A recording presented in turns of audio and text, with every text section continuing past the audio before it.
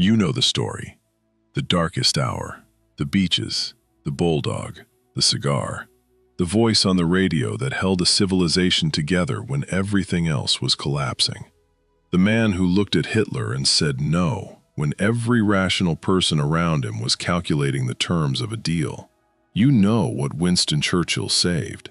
Because the man behind the monument, the bronze statue, the banknote, the name on airports and schools across the English-speaking world, that man was, in private, a wreck, a drunk, a depressive who couldn't trust himself near the edge of a train platform, a liability so dangerous his own party spent decades trying to keep him away from power, a man who some mornings couldn't get out of bed and other mornings started drinking before he got into it. He got one thing right. One. And the world was so desperate for that one thing, so hungry for a hero, so willing to overlook everything that didn't fit, that it built a mythology large enough to bury not just his failures, but 3 million people who starved to death while he was winning the war he'll always be remembered for. You were handed a hero, but nobody showed you the man underneath, the drinking, the darkness, the days he couldn't get out of bed, the decisions made from inside that darkness that the world spent 80 years burying. This video digs it up, all of it. And by the end, you won't be able to look at the man the same way again. There is a photograph taken in London in the winter of 1940. The city is on fire. Not metaphorically, actually on fire. The Luftwaffe had been dropping bombs on it for months, night after night, so reliably that Londoners had begun treating the raids as a kind of terrible weather. They slept in the underground. They kept going to work. They made tea in the rubble of buildings that had been shops the week before. The photograph shows a street somewhere in the East End. The exact location has never been confirmed. And in the foreground, almost incidental to the frame, a man is walking through the smoke. He is wearing a black coat. He carries a cane. A cigar, unlit, sits in the corner of his mouth at the angle that would become, within a few years, one of the most recognizable images in the world. He is not running. He is not crouching. He walks through the burning city the way a man walks to his office, with the specific, unhurried confidence of someone who has decided, privately, that fear is not available to him today. His name, at this point, needs no introduction. Winston Churchill became Prime Minister of Great Britain on the 10th of May, 1940. He was 65 years old. Germany had invaded France that same morning. The Low Countries were falling. The British Expeditionary Force, 330,000 men, was being pushed toward the sea at Dunkirk.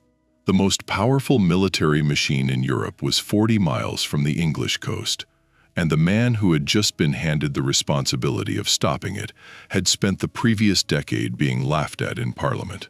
He stood up and spoke, not for the last time, not even for the most famous time, but the first time as Prime Minister, on the 13th of May, 1940. He stood in the House of Commons and delivered a speech so precise in its understanding of what a frightened people needed to hear that members of Parliament wept openly in their seats. He offered them nothing. No promises of easy victory.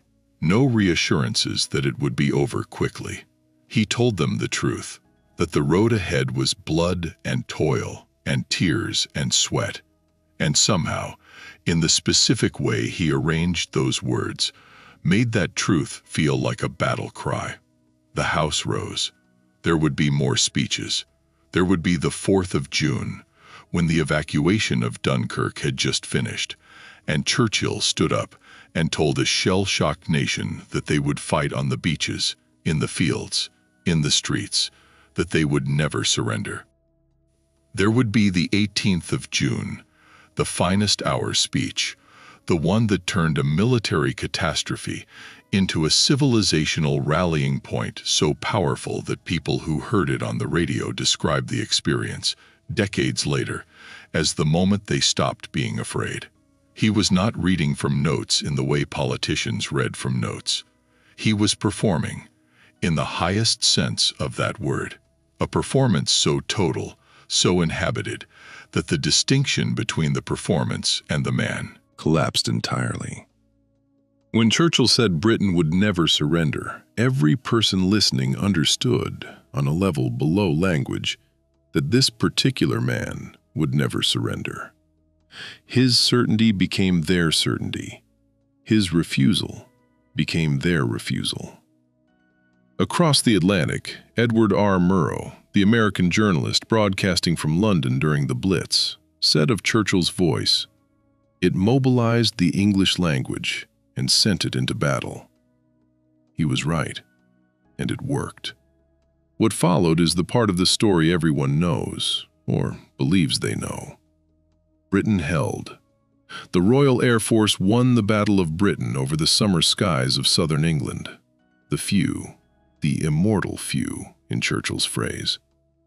The Americans eventually entered the war. The alliance held together through 3 years of catastrophic reversal, political strain, and genuine doubt about whether it could survive. And on the 8th of May, 1945, the war in Europe ended. Germany surrendered unconditionally. The man the world had dismissed as a liability, a drunk, an unstable relic of the Victorian age, had presided over the defeat of the most dangerous regime in modern history. He came out onto the balcony of the Ministry of Health on Whitehall to address the celebrating crowds below. The crowd stretched as far as anyone could see. People were weeping. People were strangers embracing each other in the street. 67 million people had died in this war. The world that had survived it needed, urgently, someone to thank. They thanked him. The monument that followed was not built slowly. It went up fast, the way monuments go up when a civilization is desperate for something solid to hold on to. His face went on the 50-pound note. Statues appeared, Parliament Square in London, a replica in Washington, D.C., another in Prague, another in Budapest. Airports were named for him, schools, streets, a warship. In 2002, the BBC asked the British public to vote for the greatest Briton in history. The candidates included Isaac Newton, who described gravity, Charles Darwin, who explained life, William Shakespeare, who wrote a third of what the English language knows about being human. Churchill came first. In 2017, a Hollywood production called Darkest Hour depicted his finest weeks, the weeks this section has just described. Gary Oldman won the Academy Award for Best Actor for his portrayal. The video was seen by millions of people in dozens of countries. It was praised for its historical accuracy. It contained no mention of Bengal. This is the monument in full, and it is not a fabrication. The speeches were real. The refusal was real. The terror of those early months of 1940 was real, and his response to it was real. And the world that exists today, the world in which you are watching this video, is in some measurable, documentable sense, a consequence of what he did in that 1 year. The monument is built on something true. That is what makes what was buried underneath it so hard to look at. Because here is what the monument does not show you. Here is what the films don't include, what the statues don't carry, what the banknotes leave off. Here is the man who built the speeches, the actual man, in the actual rooms, before the cameras arrived and after they left. He is not what you think. There is a house in Kent called Chartwell. Churchill bought it in 1922, and for the next 4 decades it was the closest thing he had to a private self, the place where the performance stopped, and whatever was underneath it was allowed to exist without an audience. 80 acres of gardens and woodland and farmland rolling down into the Weald. He built walls there with his own hands, laying bricks in the afternoons when the writing wouldn't come. He painted in the garden, watercolors mostly, landscapes and still lifes executed with the kind of obsessive delicacy that surprised people who had only ever seen the public man. He kept fish. He kept butterflies.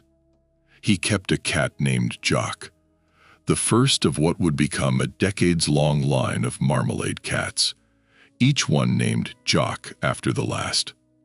This is where he came when it got bad. And it got bad. The episodes would arrive without announcement.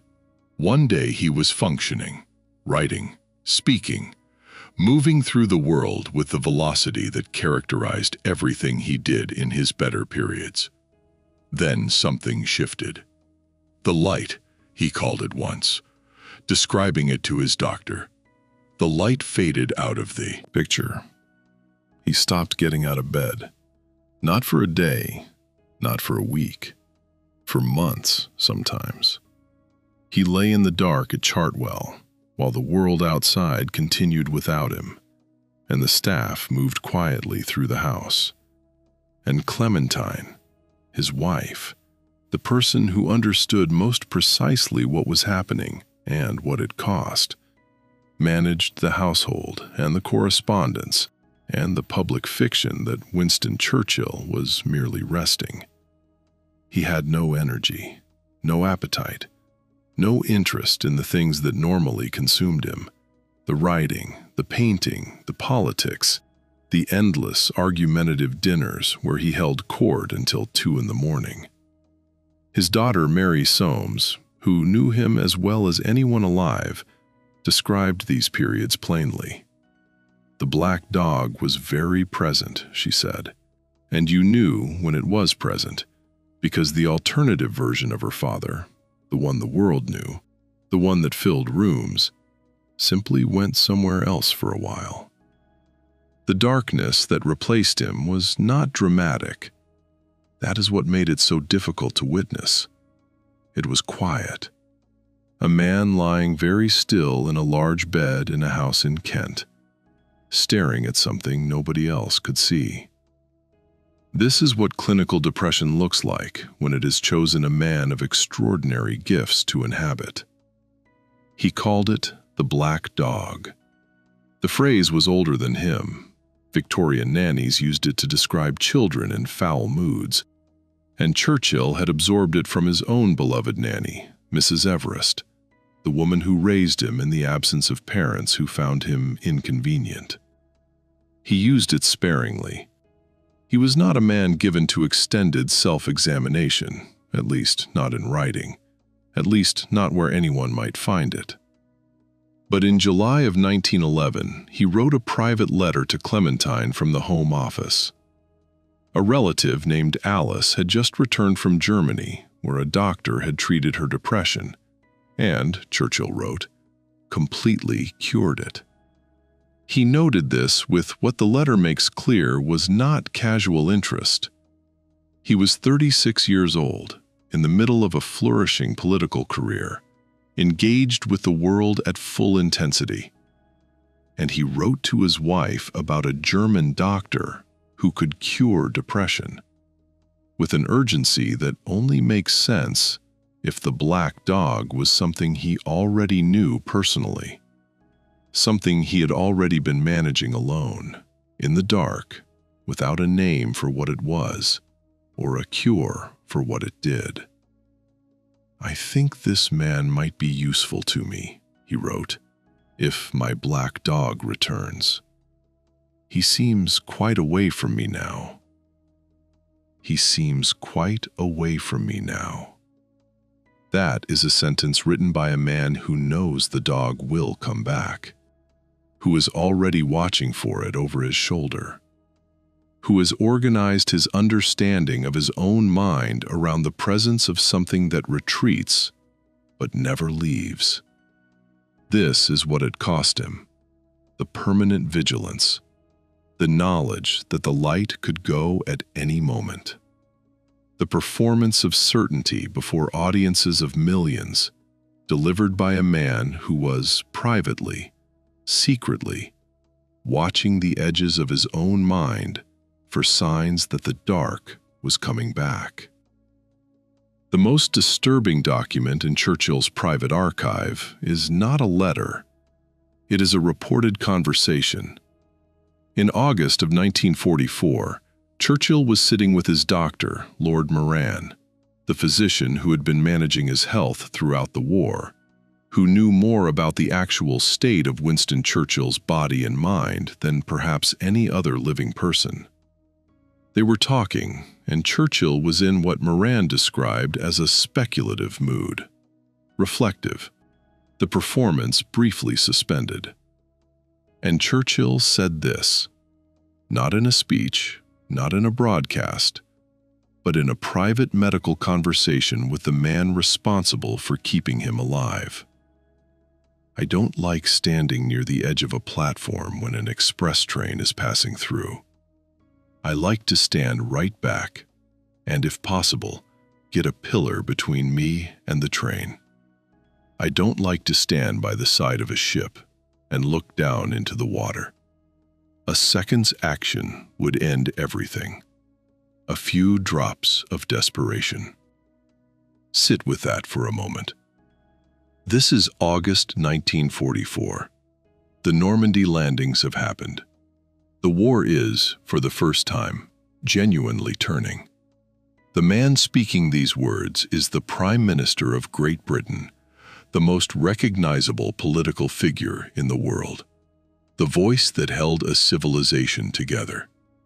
He is 69 years old, and he is telling his doctor, in private, that he does not trust himself near the edge of a train platform, that he makes himself stand back, that he puts a pillar between himself and the moving train because he cannot be certain, cannot be fully, completely certain what a second's action might produce. A few drops of desperation. He said that. He named it with exactly that phrase. Not despair, not crisis, not ideation, the clinical word that would come later. Desperation. The specific, mundane, exhausted desperation of a man who has been carrying something enormous for so long that the edge of the platform starts to look like relief. This is the man behind the speeches, not instead of the speeches, behind them, simultaneously.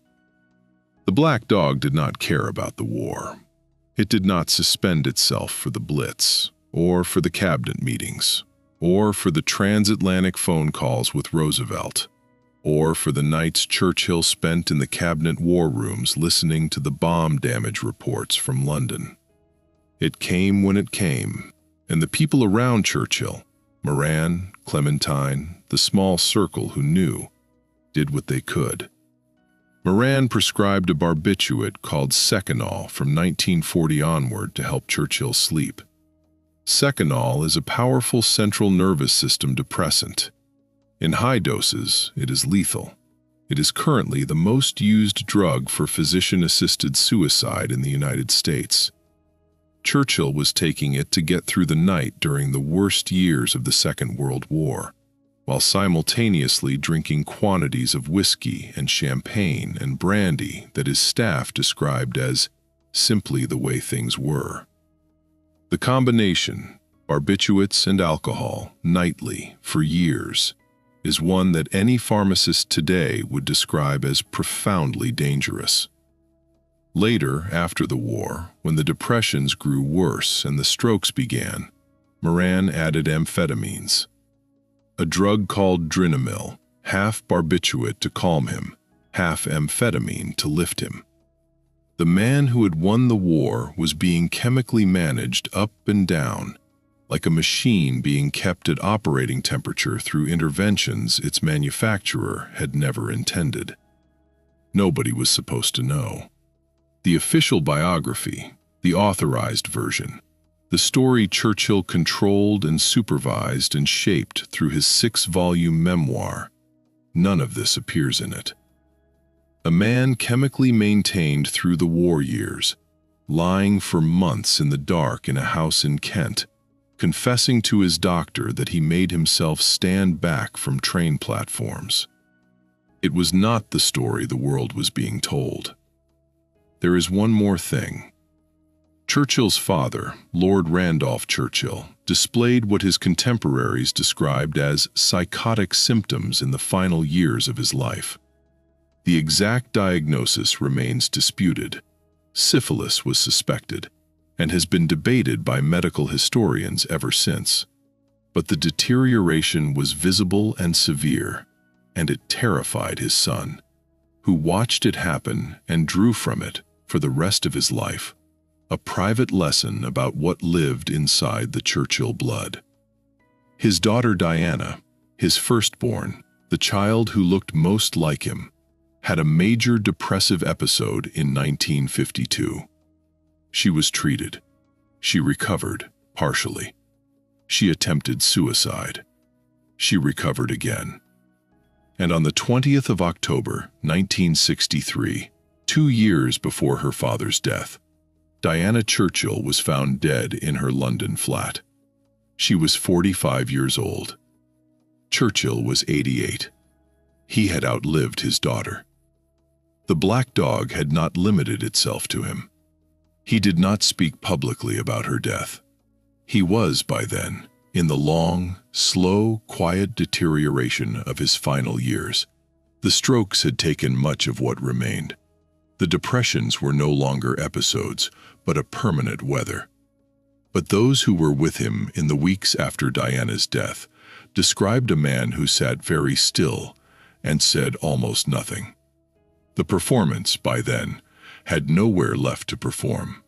A man who had known, for most of his adult life, that something dark lived inside him, watching it take his daughter, and knowing that the world, which had built a monument to his greatness, would not include this in the story either. This is the first layer of the man the monument was built over. Not weakness, not failure, not the kind of flaw that biographers mention as a footnote to reassure readers that even great men have limits. A clinical, inherited, lifelong condition that put him on the floor for months at a time, that made him put pillars between himself and moving trains, that took his daughter and left him sitting in silence at 88 with nothing left to say about it. This was always there, underneath every speech, behind every broadcast, present in the room when he stood before the cabinet and refused to negotiate with Hitler. The world was saved by a man who did not always trust himself near the edge. What that means, what it actually means, what it cost, and what it enabled, is something the monument was never designed to show you. The darkness was only the beginning. A typical day for Winston Churchill began before it should have. He rarely rose before 11. He conducted much of the morning's business from bed. Papers spread across the covers, correspondence dictated to secretaries who sat at the foot of the bed while he lay propped against pillows, cigar already lit, the first whiskey and soda of the day already poured. This was not a wartime emergency measure. This was not the habit of a man pushed to his limits by circumstance. This was simply how Winston Churchill lived for most of his adult life, across peace and war and everything in between. The whiskey was there when he woke up. It was there through the morning's work. At lunch there was champagne, Pole Roger, his preference, a brand he was loyal to with the specific devotion he gave to very few things. In the afternoon, more work, more whiskey. Dinner brought wine and brandy after, and sometimes champagne again if the evening felt like it warranted celebrating, which Churchill's evenings frequently did, regardless of external circumstances. His staff described this schedule not as a problem to be managed, but as simply the rhythm of the household, the way things were, as reliable and unremarkable as the tides. This is what it looked like from the outside. Now consider what it meant. Churchill's wine merchant sent him a bill in 1914. The amount owed, accumulated across years of lunches, dinners, cabinet meetings, house parties at Chartwell, and the kind of casual daily consumption that his household treated as a fixed cost, had reached the equivalent, in today's money, of £48,000. He had not paid it. He had not paid it for years. He was, at the same time, 5 years delinquent on the separate account he held with his cigar supplier. He did not consider these facts alarming. That is the important detail. A man who owed the equivalent of tens of thousands of pounds to the people who supplied his daily drinking and smoking did not experience this as a crisis. He experienced it as an administrative inconvenience, something that would resolve itself eventually, presumably through the next book advance, or the next journalism commission, or the next friendly banker who believed in his political future. The bottle was not a habit Churchill managed. It was a condition he lived inside. The way some men live inside anxiety, or ambition, or grief, not noticing it as a separate thing, because it has been present long enough to feel like air. In 1925, Churchill sent a private note to Clementine. They were cutting expenses. The debts were mounting. They were always mounting. And the household at Chartwell needed to be brought under some version of control. Churchill itemized the reductions they would make. The note survives in his archive, and in it, he specified what would no longer be served at the table without special instruction. "No more champagne is to be bought," he wrote, "unless special directions are given. Only white or red wine, or whiskey and soda will be offered at luncheon or dinner." Whiskey and soda, offered at luncheon, as the reduced option, as the austerity measure. This is where the document becomes something more than a financial record. Because what Churchill has just described, the stripped-back, belt-tightened, economized version of his household's daily drinking, is a quantity and a constancy of alcohol that would, by any clinical standard available today, qualify as severe alcohol dependence. What he was cutting back to was not moderation. It was simply a slightly less extravagant version of the same condition. He wrote the note without irony. There is no evidence he understood what it revealed. The people who sat across from him noticed. Not the general public. The general public saw the speeches, the broadcasts, the carefully managed public appearances. But the people in the rooms, the people at the dinner tables, the foreign leaders whose wartime alliance with Britain depended on their ability to trust and work alongside this man, they noticed. Franklin Roosevelt, who needed Churchill as desperately as Churchill needed him, who understood that the Anglo-American alliance was the load-bearing structure of the entire war effort, kept a private assessment of the man he called his partner. Roosevelt was not given to cruelty. He was a politician of extraordinary skill and patience, capable of tolerating almost any human difficulty in the service of a larger strategic purpose. His documented observation about Churchill, passed to aides, recorded in the accounts of those present, was this: "He has 1,000 ideas a day, 4 of which are good." Said with affection. Said by a man who needed Churchill's 4 good ideas badly enough to sit through the other 996. But also a portrait, rendered with absolute precision, of a mind running at a velocity that was not entirely its own. A mind accelerated by something, sustained by something, capable of extraordinary output and extraordinary waste in the same afternoon. The bottle was part of that velocity. Churchill himself knew it. His doctor knew it. The people who served him knew it. And nobody, not Roosevelt, not the cabinet, not the official biographers who would spend the next 80 years constructing the monument, included it in the accounting. Lord Moran was prescribing Seconal to help Churchill sleep from 1940 onward. Seconal is a barbiturate. It depresses the central nervous system. In the United States today, it is used, in carefully controlled circumstances, as one of the primary drugs for physician-assisted dying. Churchill was taking it to get through the night. He was taking it alongside the whiskey and the brandy and the champagne, the combination that any pharmacist, then or now, would describe as profoundly dangerous, as the kind of interaction that multiplies the sedative effect of both substances and suppresses the body's instinct to breathe. He took it for years. Moran added amphetamines later, a drug called Drinamol, half barbiturate to calm him, half stimulant to lift him. So the man running the war was being sedated at night and stimulated in the morning, and drinking steadily through everything in between. And his doctor was managing the chemistry of this the way an engineer manages a structure that is bearing more weight than it was designed for. Carefully, constantly, hoping it holds. It held. That is the extraordinary fact.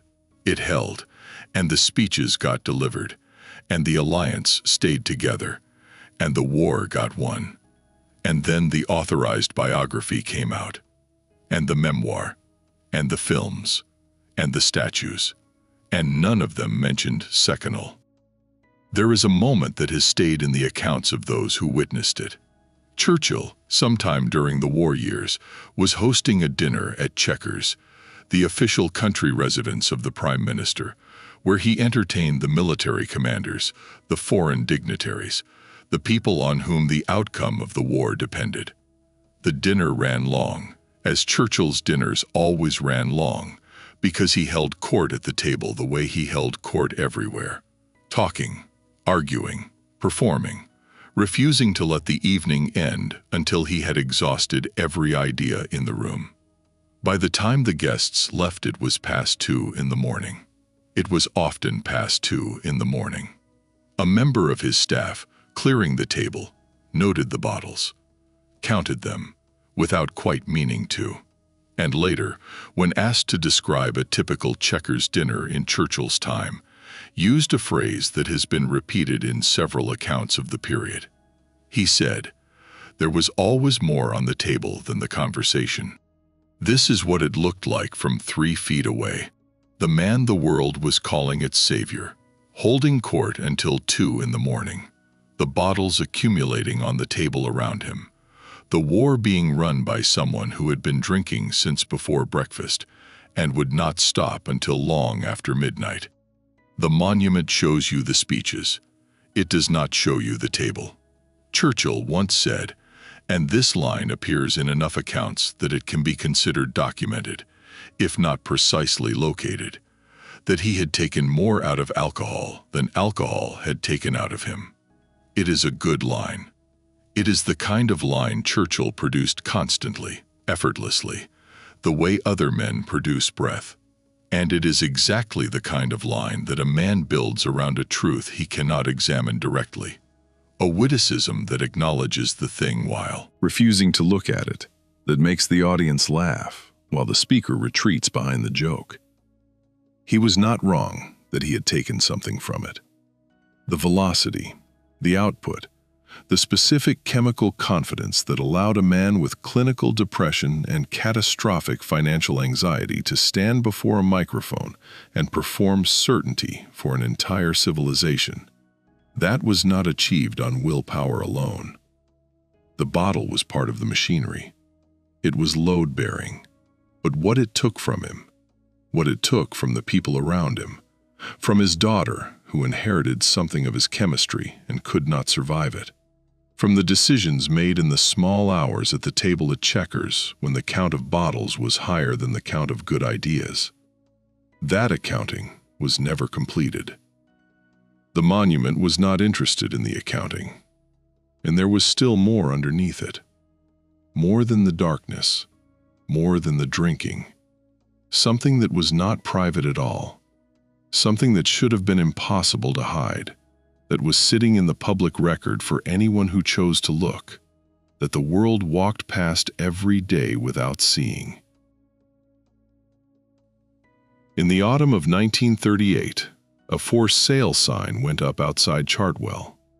Not a metaphor, not a political maneuver, an actual sign outside the actual house. Because Winston Churchill, the man who would be Prime Minister in less than 2 years, the man whose face would go on the 50-pound note, the man the BBC would vote the greatest Briton in history, could not pay his bills. He was 63 years old. He had been in public life for 4 decades. He had held some of the highest offices in the British government: Home Secretary, First Lord of the Admiralty, Chancellor of the Exchequer. He had written books that sold in their hundreds of thousands, journalism that commanded fees most writers could not imagine, speeches that made rooms go silent. And he was, in the autumn of 1938, functionally bankrupt. His debts had accumulated to the equivalent of more than £2.5 million in today's money. His bank accounts were overdrawn. His taxes were delinquent. His beloved house, the 80 acres in Kent where he laid bricks and painted watercolors and kept his marmalade cats, was going up for sale because there was no other way to pay what he owed. He had lost, almost completely, almost everything. This is where the story of the monument begins, not in 1940. Here, in 1938, in the ruins. The collapse had been building for decades. Churchill spent money the way he did everything else, at full velocity, without looking at the consequences until they arrived and demanded to be looked at. Chartwell alone had been a financial catastrophe from the moment he bought it in 1922.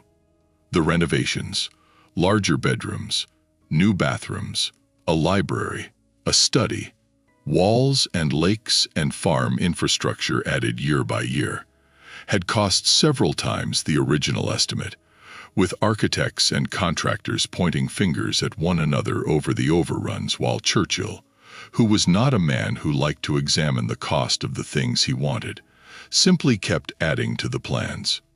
The annual running costs of Chartwell by the 1930s, staffing, maintenance, agricultural experiments, the cook and the farmhand, and the 3 gardeners and the chauffeur, and the butler and the additional odd job men Churchill employed for the bricklaying projects he undertook as therapy for the Depression, ran to the equivalent of £200,000 a year in today's money.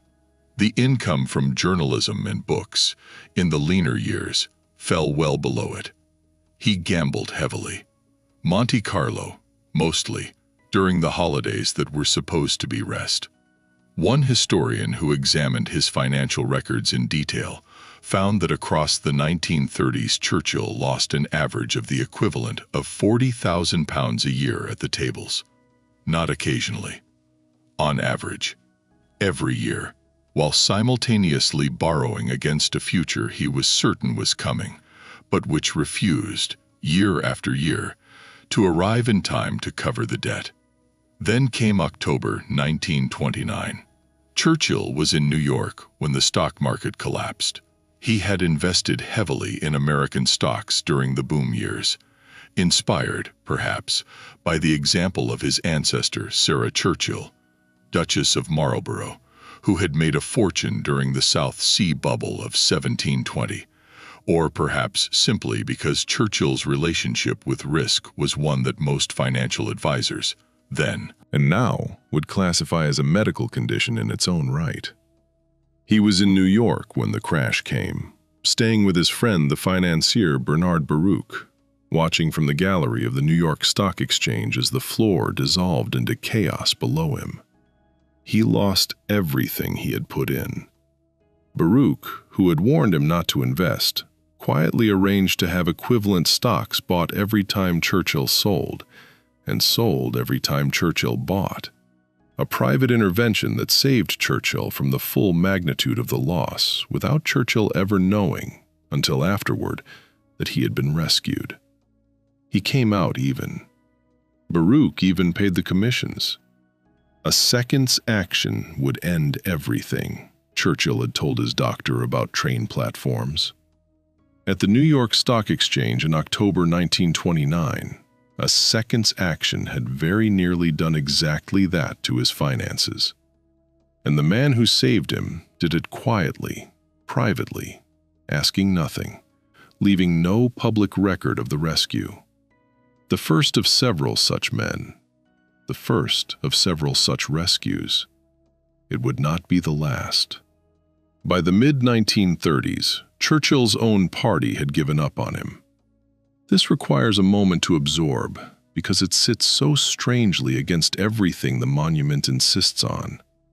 The Conservative Party, his party, the party he had served and fought for and occasionally defected from and returned to across 4 decades, considered Winston Churchill a liability, an embarrassment, a man whose judgment was erratic, whose finances were a scandal waiting to become public, whose positions on India and the abdication and rearmament had placed him so far outside the mainstream of respectable political opinion that serious men in serious rooms were actively working to ensure he did not return to the front bench.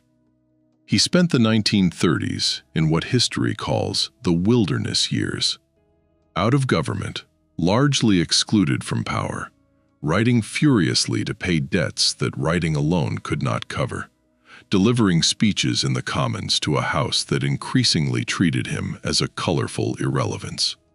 The cartoons of the period show a man the press had decided was past it, overheated, overwrought, a Victorian relic insisting on dangers that the sensible people around him had already assessed and dismissed.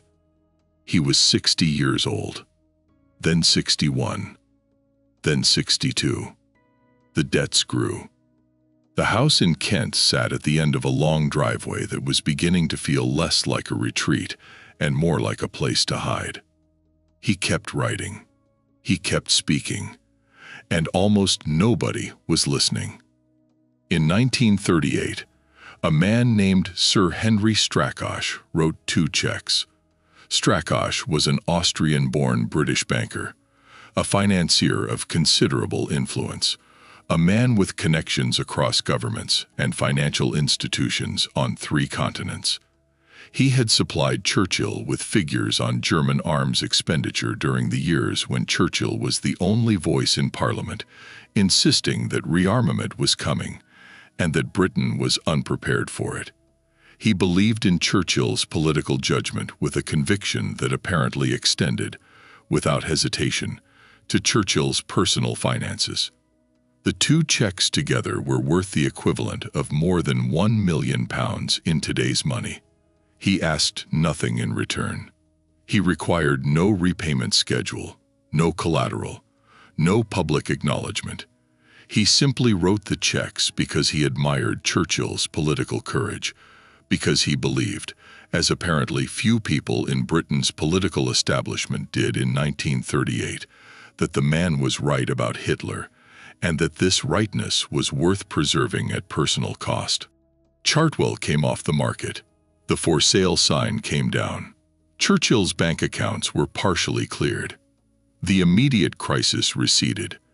And when Strakosch died in 1943, in the middle of the war Churchill had predicted and was now leading, the remaining balance of the debt quietly became a gift. The files confirming this were declassified in the 2000s. For 60 years, the full story of how Winston Churchill kept his house and his political career in 1938 was sitting in an archive, waiting for someone to look. The monument had been standing for decades before those files were opened. Nobody had thought to ask where the money came from. On the 10th of May, 1940, Winston Churchill became Prime Minister of Great Britain. He walked into Downing Street with overdrawn bank accounts, delinquent taxes, an overdue manuscript, a history of the English-speaking peoples for which he had already taken a substantial advance, and which he had not delivered, and the loss of which would have meant returning money he no longer had. His financial situation, on the day he assumed the highest office in the British government, was the situation of a man who had spent 40 years outrunning consequences that had finally, almost, caught him. The 90% wartime income tax rate meant that his ministerial salary, £10,000 a year, contributed almost nothing to the debts.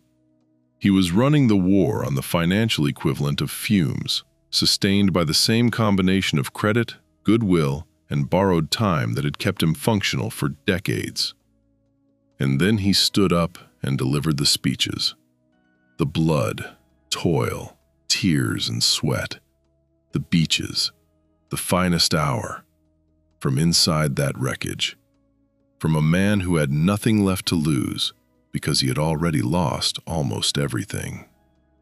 The speeches that saved the world were written by someone whose house had been up for sale 2 years earlier, whose bank accounts were overdrawn on the day he walked into Downing Street, whose political career had survived only because a banker he barely knew had quietly written 2 checks and asked for nothing. This is the man, not the monument, the man. The wilderness years, the decade of financial ruin, political exile, and near total irrelevance, were scrubbed from the monument with remarkable thoroughness. Churchill's 6-volume memoir, The Second World War, begins effectively in 1933 with the rise of Hitler. The years before that, the gambling losses, the Wall Street disaster, the Chartwell sale sign, the Strakosch checks, appear nowhere in it. The authorized biography, running to multiple volumes and millions of words, treats the financial difficulties as footnotes, mentioned briefly and then left behind in the movement toward the greatness that was obviously always coming. The Hollywood productions do not include them at all. The man the world inherited, the one on the banknotes, the one the BBC put at the top of its list, the one Gary Oldman won an Oscar for playing, arrived pre-cleaned. The ruins had been cleared before the public was invited to walk through. What was left standing was the monument, solid and inevitable, as if the wreckage that preceded it had never existed. But it existed. Every bill, every overdrawn account, every desperate journalism commission churned out at Chartwell to keep the creditors at bay for 1 more month. Every morning that began with whiskey and ended with barbiturates and another day survived. It existed. And underneath it, still to come, was the one thing that made all of it matter. The one decision made from inside all of this that the world was most determined you should never connect to the man who made it. On the 28th of May, 1940, Winston Churchill walked into a room and saved the world. He did not do it with a speech. He did not do it with a broadcast or a cigar or the specific angle of a hat brim that photographers had learned to capture. He did it in a small meeting room in Westminster, in front of a group of men who had already decided, with what they believed was complete rationality, that the war was lost. The man across from him was Lord Halifax, Edward Wood, Foreign Secretary. A man of extraordinary intelligence and genuine moral seriousness, a former Viceroy of India, a statesman whose judgment the British establishment trusted completely. Halifax had spent the previous days preparing a proposal. It was a reasonable proposal, by the logic available to a reasonable man in May of 1940. He wanted to approach Mussolini, who was not yet formally at war with Britain, and ask him to mediate a negotiated settlement with Hitler. The terms would have been devastating. Britain would have surrendered its influence over Europe. It would have ceded territory. It would have survived as a nation, technically, in the way that a man survives an amputation, diminished, permanently, in ways that cannot be recovered. Halifax believed this was the only option.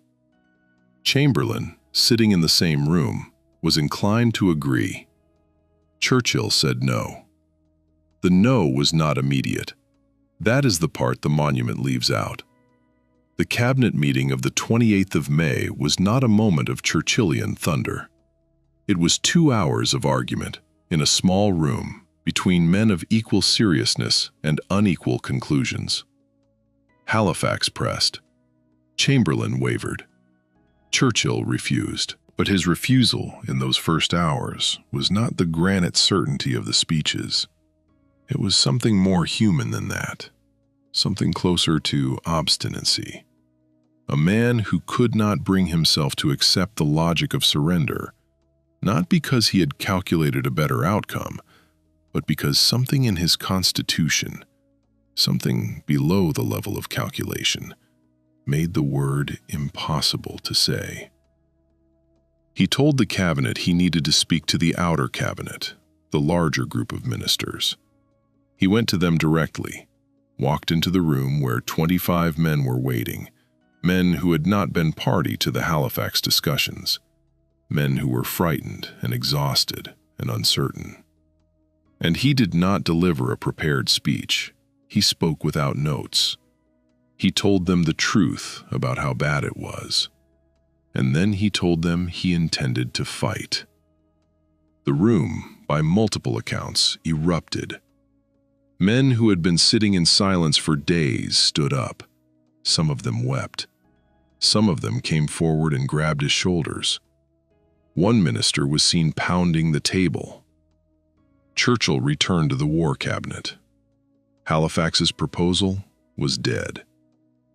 This moment, this specific, documented, unrepeatable moment, is the hinge on which the entire second half of the 20th century turns. Now hold everything this video has shown you about this man and place it inside that room. The man who said no to Halifax had not slept properly in years. He was being prescribed barbiturates to get through the night.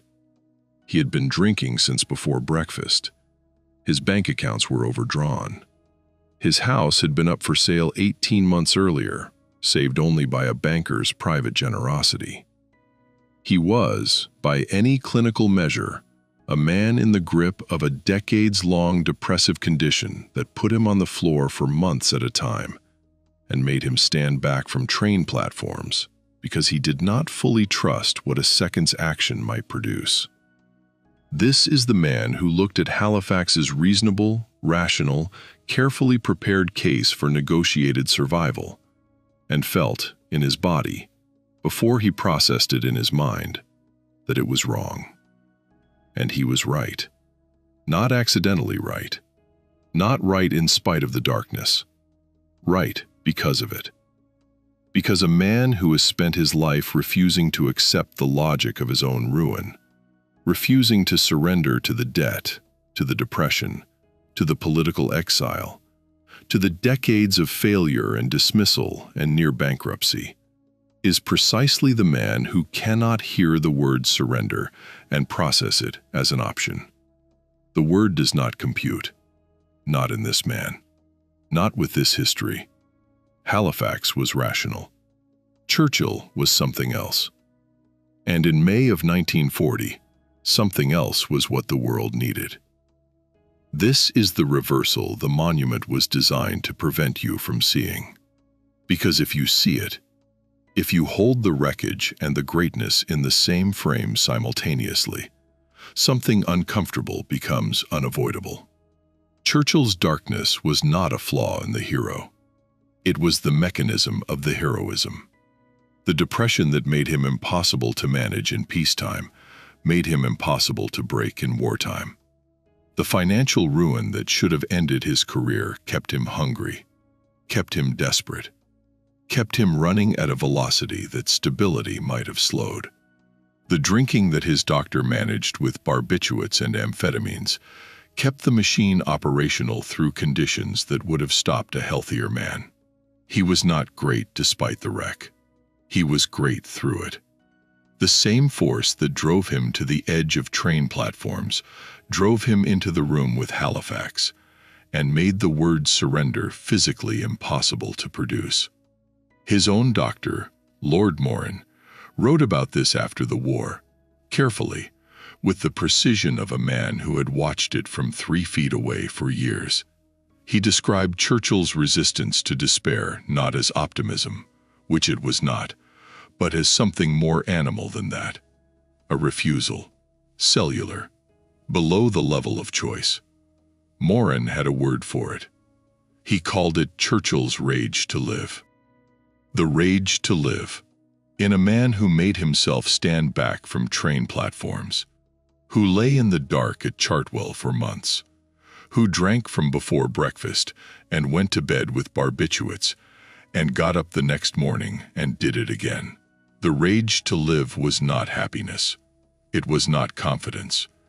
It was the specific, grinding daily refusal of a man who had no good reason to keep going and kept going anyway.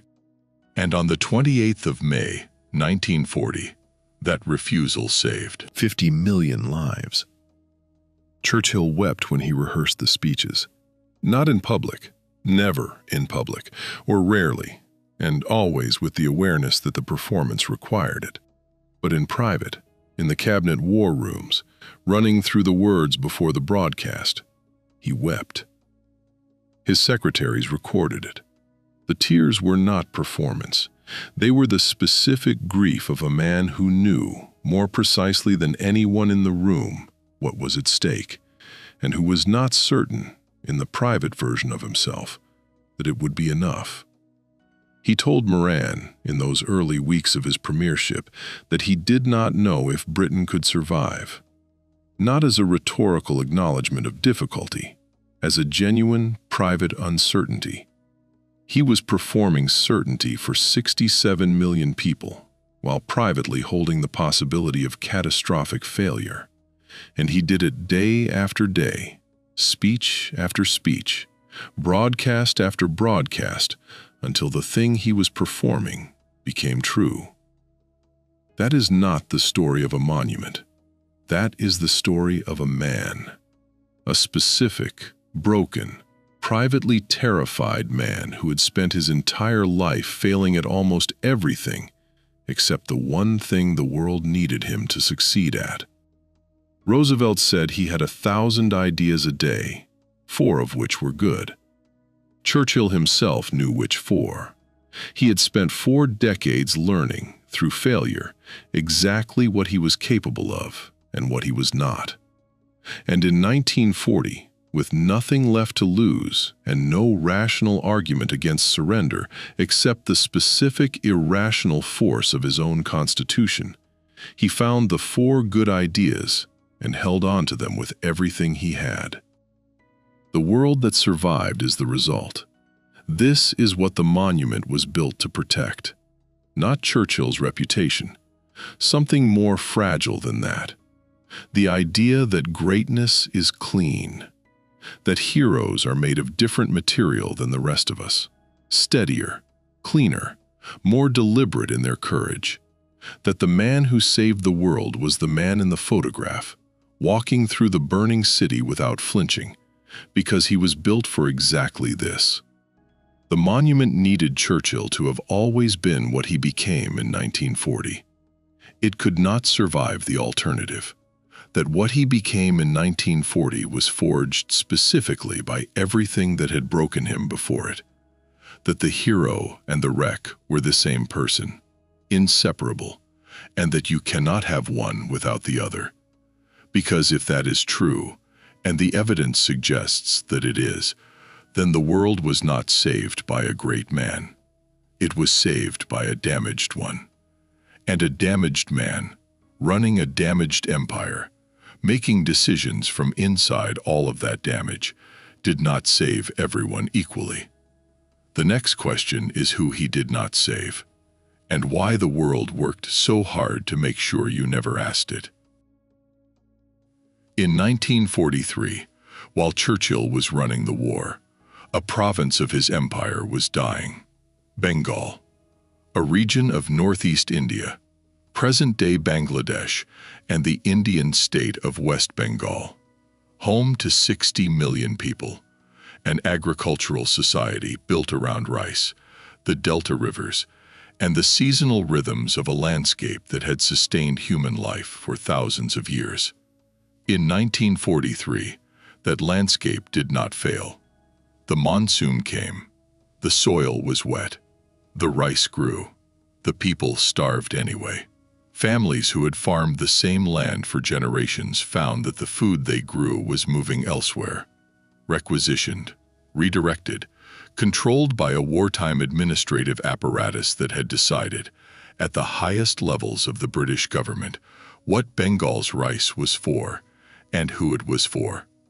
Men left their villages to find work and did not come back. Women and children appeared on the roads leading into Calcutta, walking toward a city that had no food to give them. Bodies began appearing in the streets, not in the numbers that make headlines, not at first, but steadily, quietly, the way catastrophe accumulates before the world decides to call it by its name. The provincial government never formally declared a famine. Between 800,000 and 3.8 million people died. The range itself, that vast, uncertain span between those two numbers, is a record of how carefully the dying was not counted. The reports reached London. This is the documented fact that the monument works hardest to obscure. Churchill was not uninformed about Bengal. He was not receiving incomplete intelligence from a distant province whose suffering had not yet penetrated the machinery of wartime. Government. The reports were specific, detailed, and urgent. His own officials, the Secretary of State for India, the Viceroy, the administrators in Calcutta, were writing to London with a precision that left no room for misunderstanding. People were dying, in very large numbers, and the British government had the means, potentially, to intervene. Leo Amery was Churchill's Secretary of State for India. He was not a radical. He was not an anti-imperialist. He was a man of the establishment, a conservative, a believer in the British Empire as a genuine civilizing project, who spent the famine months writing increasingly desperate letters to the War Cabinet asking for grain shipments, for emergency relief, for some acknowledgement that what was happening in Bengal required a response commensurate with its scale. He kept a private diary.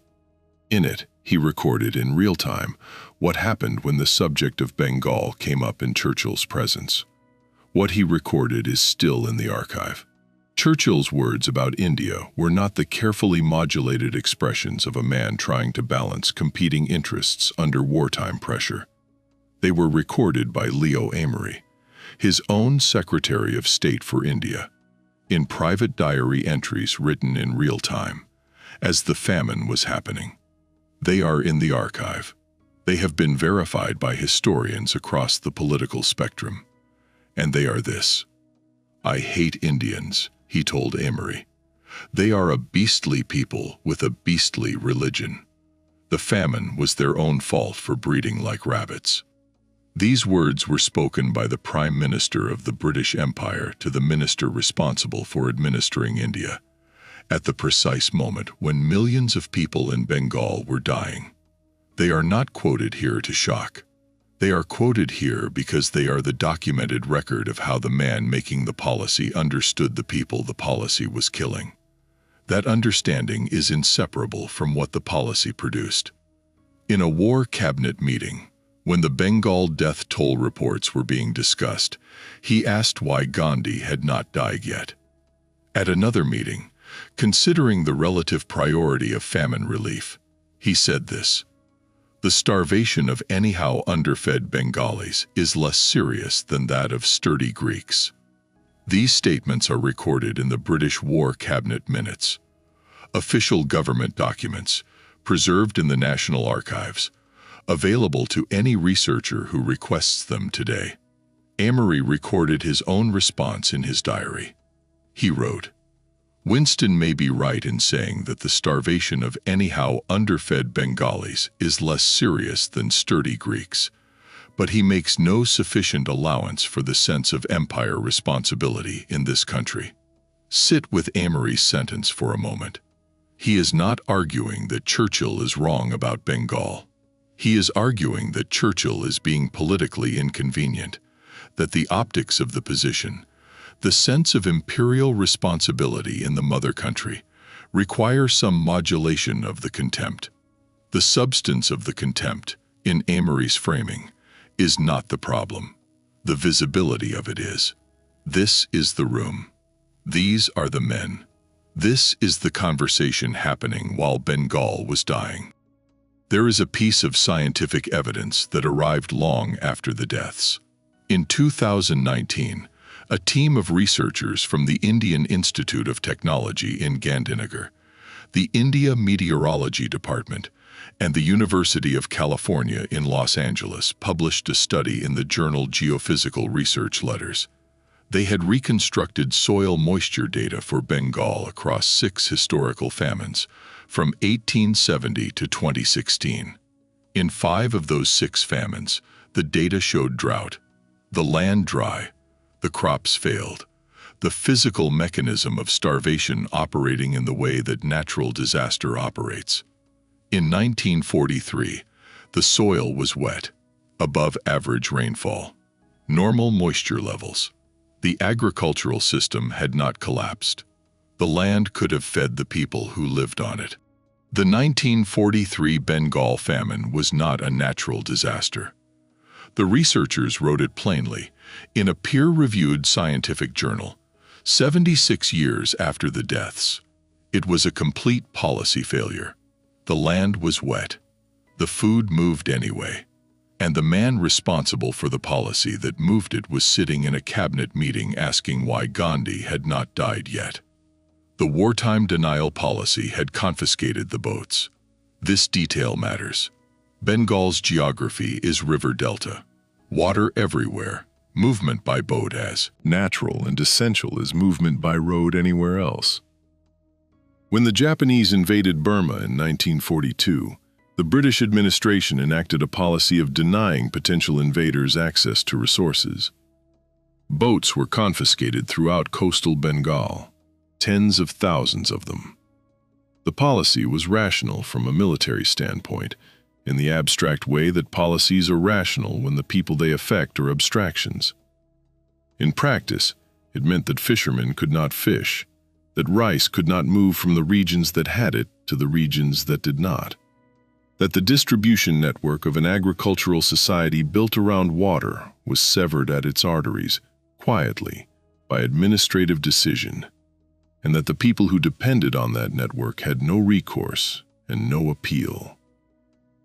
They walked toward Calcutta instead, and died on the roads, or in the streets, or in the railway stations, or in the fields outside the city where the relief camps were overwhelmed within days of opening. Churchill knew about the boats. He knew about the policy.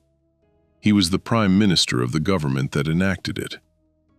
Now place this man in the room, not the monument, the man this video has spent 5 sections showing you. The man who lay in the dark at Chartwell for months. The man who put pillars between himself and moving trains.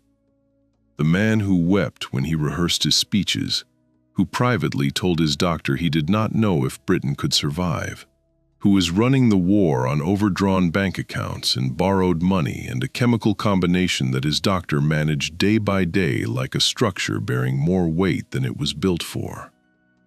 This man had an emotional universe that was vast, genuine, and real. He wept at music. He painted watercolors with obsessive delicacy. He was tender with his children, devoted to Clementine, capable of loyalty so fierce they embarrassed the people they were directed at. His feeling was not performance. It was constitutional. And from inside that vast, genuine feeling, he read the Bengal reports. He sat in the cabinet meetings. He heard Amory's letters read aloud. He processed the numbers, the hundreds of thousands, then the millions, and he wrote in the margin, and he spoke across the table, and what came out was the words already on the record. Beastly people, beastly religion, breeding like rabbits. Why hasn't Gandhi died yet? Words spoken by the man with administrative authority over the lives of 60 million people in Bengal. He did not lack feeling. The depression alone proves that he felt things with an intensity that disabled him for months at a time.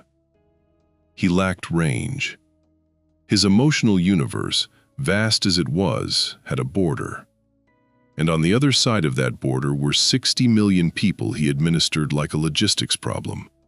Their hunger a variable in a wartime equation. Their deaths a data point in a report he read and set aside.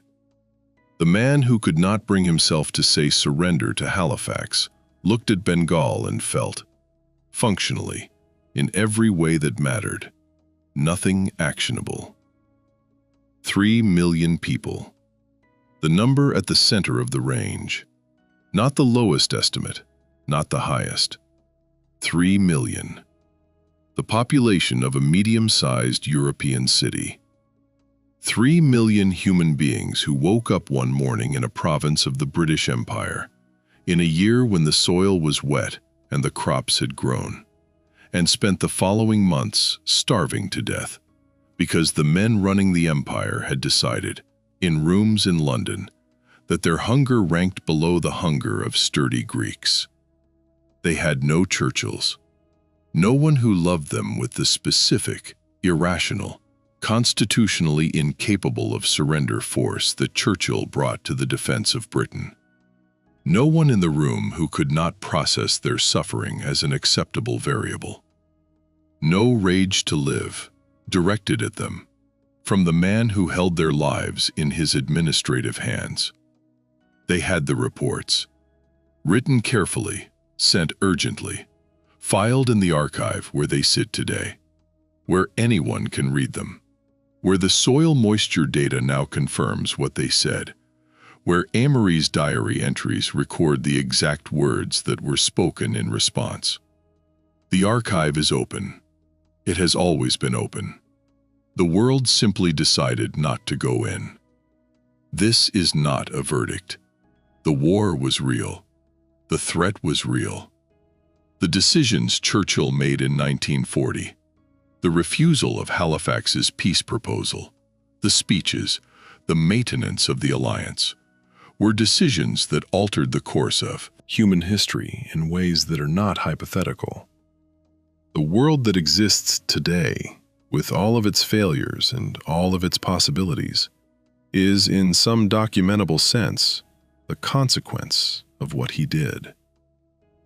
And in 1943, in the same empire, under the same administration, 3 million people starved to death while the soil was wet. Both of those things are true. They exist in the same history, produced by the same man, from inside the same darkness this video has been excavating for 5 sections. The damaged man who saved the world also presided over a famine that the evidence suggests was not inevitable. That was, in the precise language of a peer-reviewed scientific study published 76 years later, a complete policy failure. The monument chose one of those truths. The other one went somewhere else. Where it went, how it was moved, who moved it, and what it cost to keep it there, is the last thing this video has to show you. Churchill started building the monument before the war was over. He began writing his memoirs in 1948. 6 volumes, 12 years of work. A project so vast and so carefully controlled that it won him the Nobel Prize in Literature in 1953.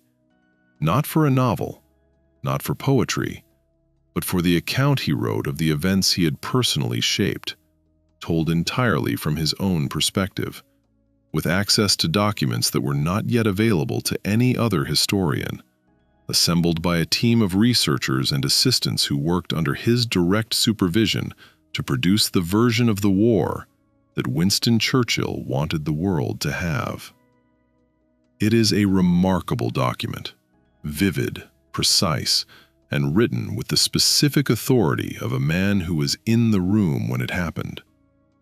Historians have spent decades analyzing it, its omissions as carefully as its inclusions, the decisions about what to foreground and what to leave in the background, the way certain events are rendered in extraordinary detail and others pass in a sentence or disappear entirely. Bengal does not appear in it.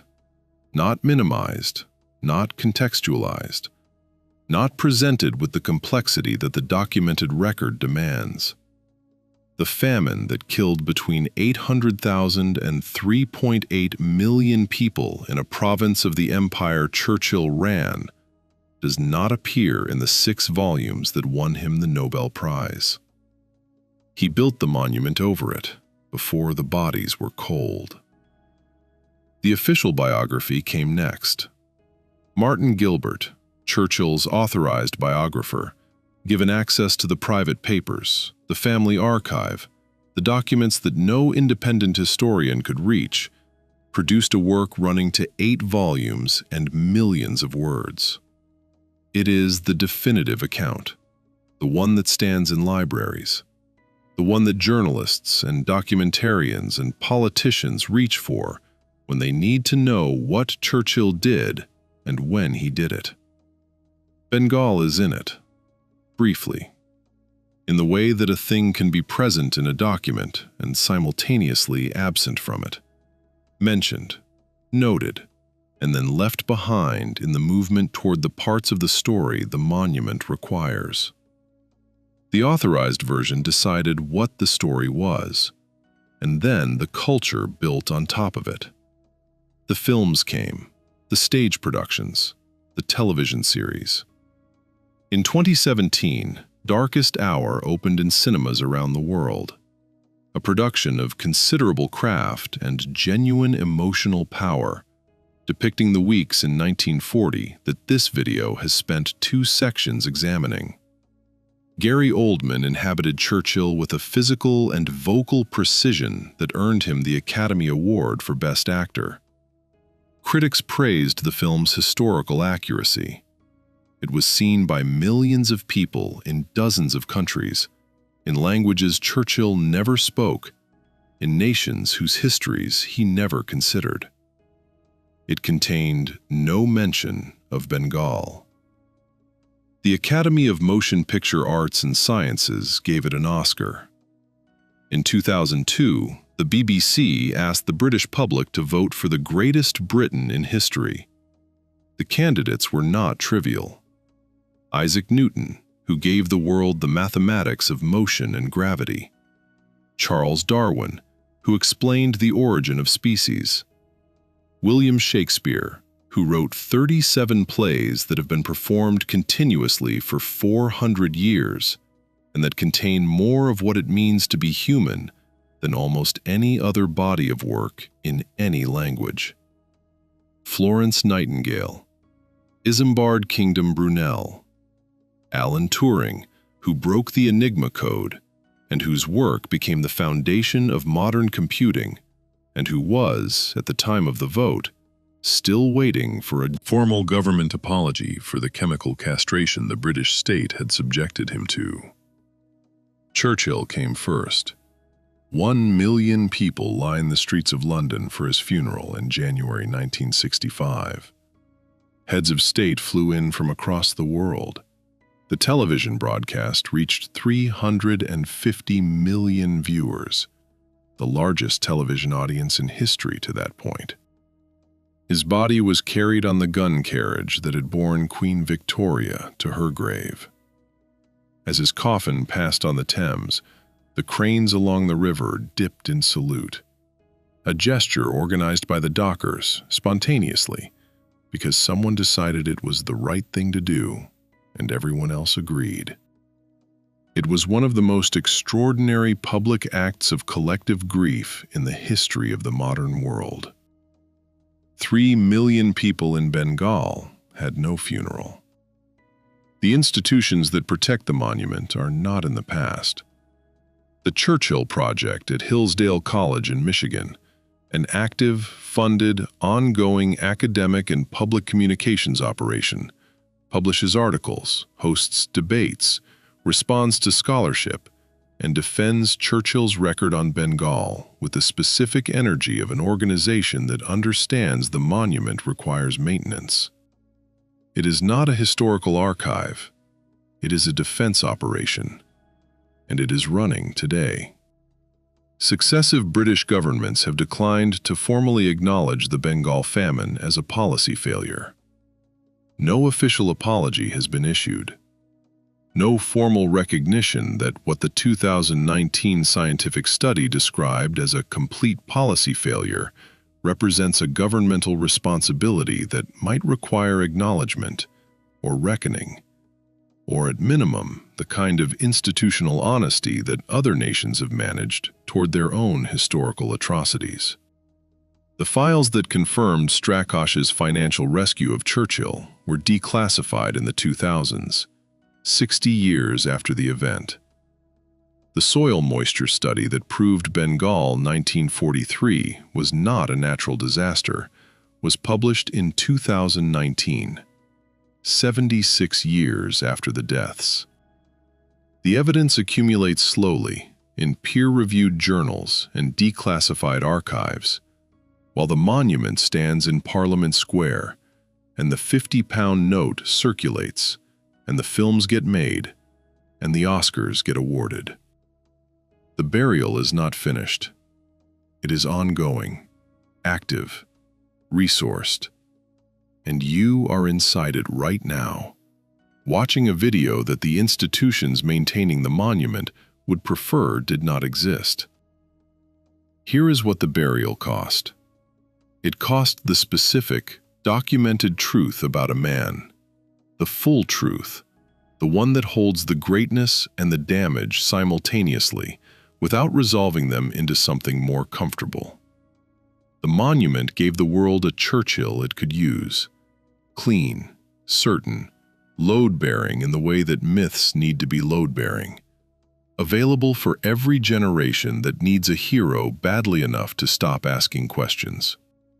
The full Churchill, the one in the archive, the one in Moran's diary, the one in Amory's letters, the one lying in the dark at Chartwell, the one putting pillars between himself and moving trains, the one weeping in private rehearsal while performing certainty for 67 million people.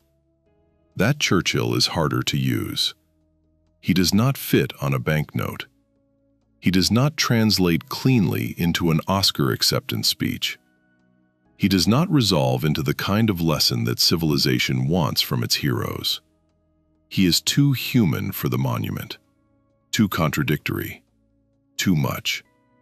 And 3 million people in Bengal paid part of the cost of simplifying him.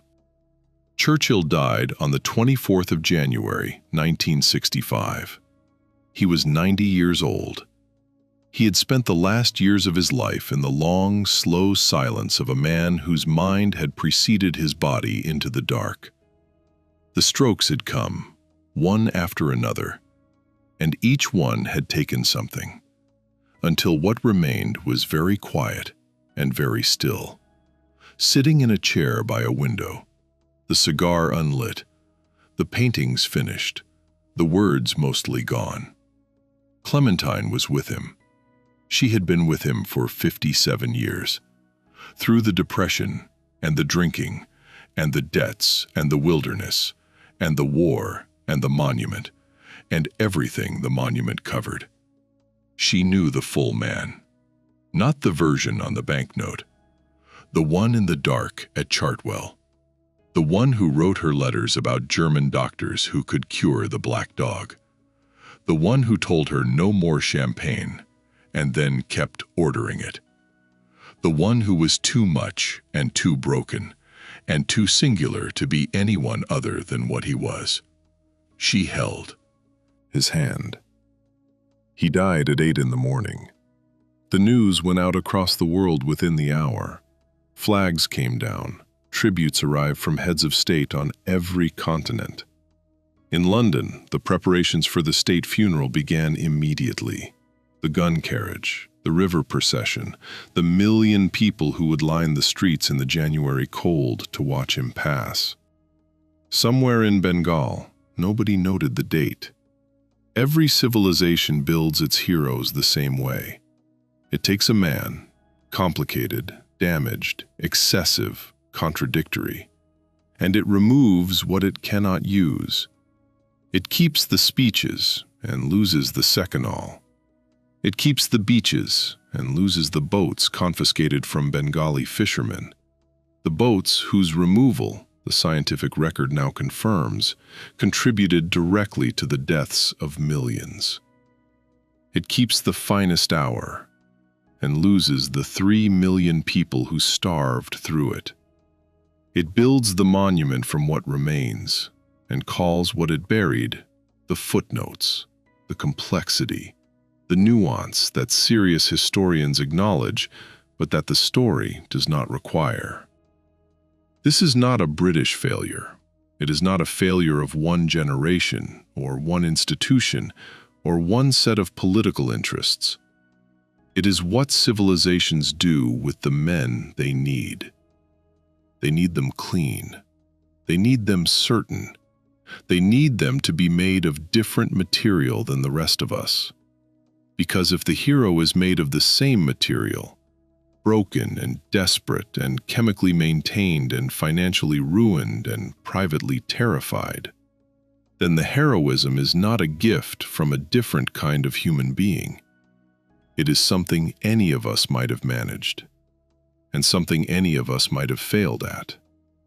Churchill was both, at the same time, in the same body, running on the same darkness that put him on the floor at Chartwell and kept him standing in the room with Halifax. The man who saved the world and the man who read the Bengal reports and reached for his drink are not two different people. They are one man. And the world has spent 80 years pretending otherwise, because the alternative is too difficult, too unresolved, too resistant to the kind of meaning that monuments are built to provide. You were handed a hero. Now you have the man. What you do with the distance between those two things is yours to decide.